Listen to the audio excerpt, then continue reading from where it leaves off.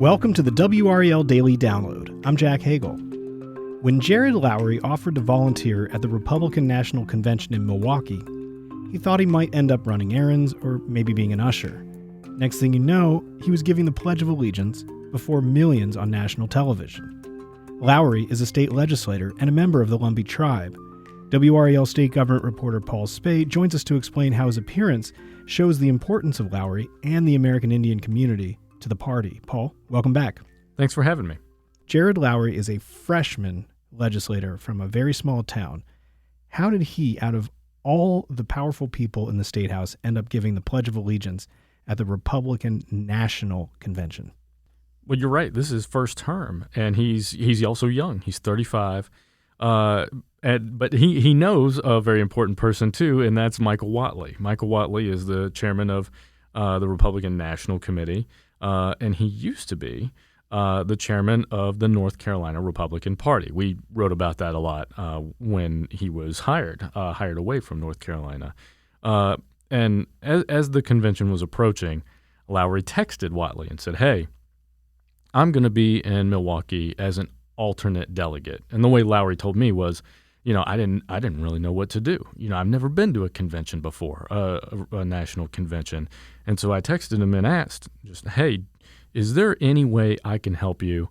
I would love to do so." And as you mentioned, he envisioned running errands, maybe picking up chairs or being an usher or handing out water or something like that. He never thought that he would get an email a few weeks later inviting him to recite the pledge on stage. So that's it. You just text the head of the RNC and voila, you're on the national stage. How did he even come to know someone like Michael Watley? Well, no, not everyone can just text Michael Watley and end up on stage, although I bet there are people who tried. Lowry is special for a couple reasons. One, he's a member of the Lumbee Tribe, and that's a big American Indian tribe out in Robeson County. And for years, they've been trying to get the benefits of federal recognition. They have state recognition, but not federal. But it's an important constituency, if you will, to Lowry now and to the party. They've been trying to recruit people from the tribe and the Robeson County area for years. And here's why. Because it's been a Democratic stronghold for decades. And in recent years, they noticed that voters there have started voting more Republican.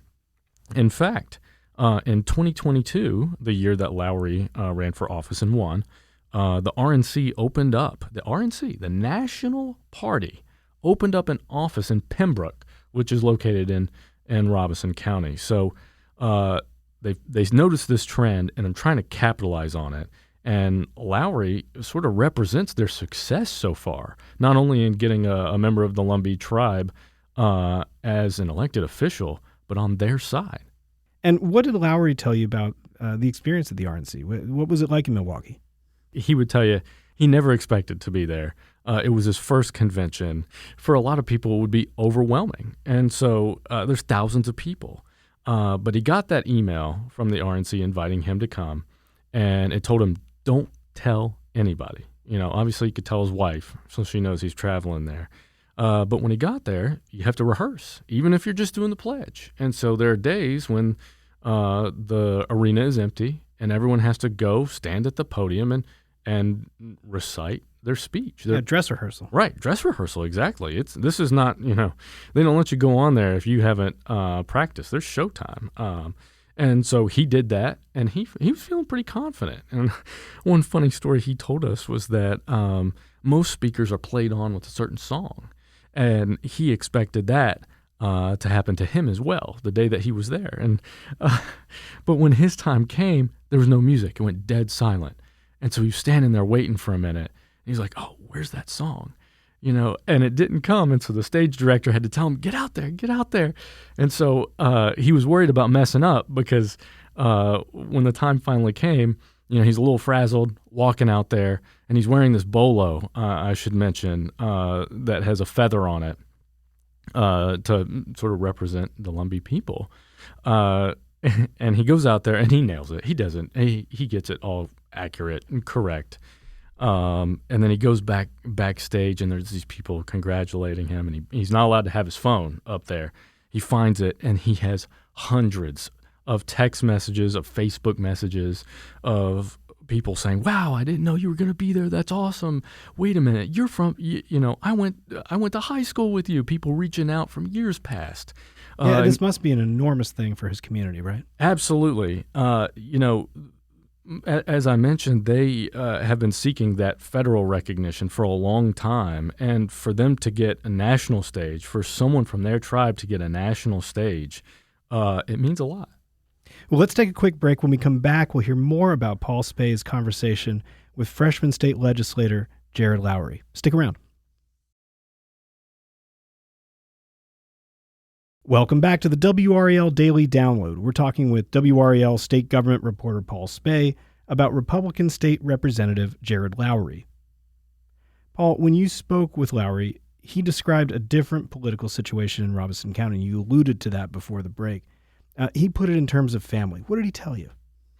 That's right. When he was growing up, his grandma, Llewellyn, was the only politically active Republican that he knew. And he said people used to, playfully pick on them and say, "Oh, your grandma is the only Republican in town." But that was his experience growing up. The rest of his family were Democrats. And as he grew older, he volunteered. He sort of followed in her footsteps and volunteering for Republican campaigns. He eventually got to know Governor Pat McCrory. He volunteered on his campaign and got a job with him when Pat McCrory became governor, and he was doing constituent services. And so there are a lot of things that make it surprising that Lowry ended up on stage in front of millions of people. But one of them is the fact that he grew up surrounded by Democrats, and he emerged to become not only a Republican, but a Republican volunteer, but a Republican worker for a governor, and now an elected official in the state legislature. Yeah, how did he get there? Well, he first ran in 2018 against a popular incumbent named Charles Graham, and he lost. Graham is also a member of the Lumbee Tribe. But then in 2022, Graham ran for Congress, so he left his state house seat open, and Graham went on to lose, by the way. But that left Lowry with a beatable opponent, and he did win. And so he's been there in his first year, as he puts it, just learning the ropes and the rules of the legislature. It's a place with lots of odd rules for where you have to be and what you have to wear and when you're allowed to talk and how you're allowed to talk. And then in order to get things passed, when you want to introduce a bill, you have to build support beforehand. And so he's trying to build relationships with Republicans, Democrats, not only in the House, but then in the Senate if he wants his bills to ultimately become law. So he would say, he's still learning as we speak. So really his appearance at the RNC, as we discussed, also means a lot for his people. But it says an awful lot about Lowry too, right?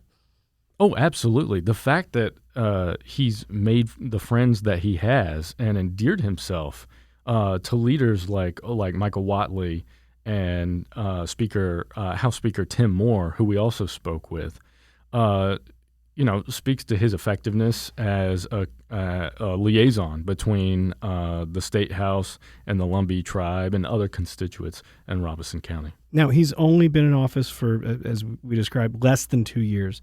What has he been able to accomplish? Well, the most surprising thing, I have a two-part answer there. The most surprising thing is that he was involved in high-level discussions about expanding gambling in North Carolina. There was a proposal to even put a casino in Robeson County, and he was involved in that, talking to members of the tribe about what that might look like and how they would get that revenue back into their communities. That effort stalled. It never happened. But he said the fact that he was even included meant a lot to him and meant a lot to his tribe. But what he would tell you is his proudest accomplishment so far was a bill that did become law. And that was a bill, I forget the exact name of it, but the effect is that if you are an American Indian in North Carolina and you are graduating from a public school, high school, but the way I read it, it could apply to middle or elementary as well, you can wear a marker of cultural significance on your graduation cap. And for many of them, that means a feather. And I asked Lowry, what made you think of that? Well, he said it comes up almost every year where some kid tries to do this, some student tries to do this, and at some schools it's allowed and other schools it's not. And then the parents get mad and they send emails and then they go to the school board meetings and people are confused and angry and they told him they wanted something done. And he said, look it up. He said, this happens across the nation in states that have big American Indian populations. I didn't know that. And a lot of people probably don't know that. But because he has this background, that this was familiar to him. And so he introduced this bill, and you know what? It passed unanimously in the House and the Senate, and Roy Cooper signed it into law last June, I believe, right before some high school graduation started. Now, you spoke with Watley and House Speaker Tim Moore and a few other folks. What did they have to say about Lowry's future here? Well, they described him as a leader, sort of someone who has this natural ability, not only to get things done, but to listen. He's a good listener. And Tim Moore said that he's a fast learner as well. We asked him about that legislation that would have expanded gambling and put a casino in Robeson County. And he said, Lowry comes to the table with a bunch of knowledge already about the state's gambling laws and how they apply differently. And so he said that really helped them as they were talking about how they might design this bill, this legislation that ultimately failed. So they think he has a bright future. This is probably not the last people will hear about Jarrod Lowery if they continue to include him in high-level discussions. What do Democrats have to say? We reached out to Robert Reeves' office. Reeves is the minority leader in the state house for the Democrats. And a spokesman for him acknowledged, we've lost some ground here in Robeson County, and we need to do a better job going across the state into every community and convincing voters why they should vote Democrat. And he said they have a candidate there, and Shonda Hooper, who's challenging Lowry, and they hope she can pull that off. Do you think she has a chance? Well, the elections down in Robinson County have been close lately, but Republicans are putting a lot of resources down there, and he's an incumbent now, so it might be a little more difficult for her to knock him out of the picture. Well, we'll see if he's back in January. Thanks, Paul. Thank you. That's WRAL state government reporter Paul Specht for his article on Jared Lowry. And for all of our state political coverage, go to the NC Capitol section of WRAL.com. I'm Jack Hagel. Thanks for joining us, and thanks for listening to the WRAL Daily Download and for making us part of your morning routine. Another great way to get WRAL news is the Morning Briefing newsletter.